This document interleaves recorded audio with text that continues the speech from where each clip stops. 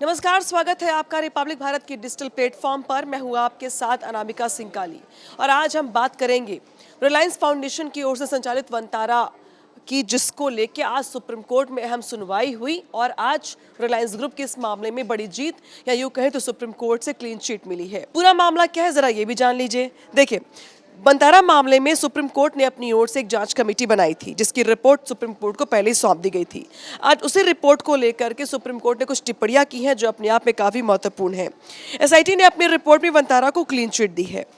Supreme court ने कहा कि अधिकारियों ने वनतारा में अनुपालन और नियामक उपायों के मुद्दे पर संतोष व्यक्त किया है, यानी कि जांच टीम में शामिल अधिकारियों ने जिस तरीके से वहां पर काम हो रहा है, जिस तरीके से वहां पे पशु पक्षियों को रखा जा रहा है, उसके रखरखाव को लेकर संतोष व्यक्त किया है। ये रिपोर्ट शुक्रवार को पेश की गई थी और इसी के साथ साथ सुप्रीम कोर्ट ने इसका अवलोकन किया और इस पर कोर्ट ने कहा कि ये रिपोर्ट अध्ययन करने के बाद एक डिटेल आदेश पारित किया जाएगा, जिसके बाद सुप्रीम कोर्ट ने भारत एवं विदेशों से जानवर, विशेष रूप से हाथियों के अधिग्रहण के मामले को लेकर के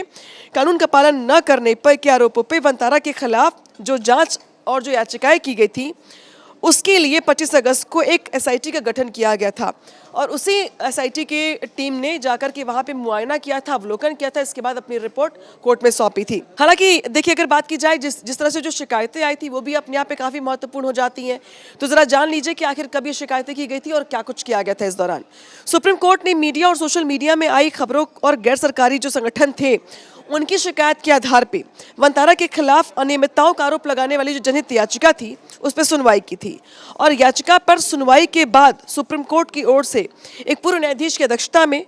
4 मेंबर्स की एसआईटी का गठन किया गया था और इस एसआईटी की टीम ने जाके वनतारा में अवलोकन किया था और जानने का प्रयास किया गया था कि जो अलग अलग संस्थाओं की ओर से वनतारा में अनियमितताओं को लेकर के आरोप लगाए जा रहे हैं वो सही है या फिर गलत। लेकिन जब वहां से टीम लौटी, एसआईटी की टीम लौटी, उसके बाद उसकी डिटेल रिपोर्ट फ्राइडे को सुप्रीम कोर्ट को सौंप दी गई थी। सुप्रीम कोर्ट ने इस पूरे रिपोर्ट का अवलोकन किया। अवलोकन करने के बाद इस पर संतोष व्यक्त किया, साथ ही तरीके से रिलायंस ग्रुप के वनतारा को क्लीन चिट दे दी है। देखिए, इस पूरे मामले में कब कब क्या क्या रहा जरा ये भी जान लीजिए। सुप्रीम कोर्ट की ओर से कहा गया कि 14 अगस्त को याचिकाकर्ता की ओर से सीआर जया सुकून की दायर याचिका को पूरी तरीके से अस्पष्ट बताया गया है। इसमें उन्होंने वनतारा में कथित तौर पर कैद किए गए हाथियों को उनके मालिकों को वापस करने के लिए एक निगरानी समिति के गठन करने का अनुरोध किया था।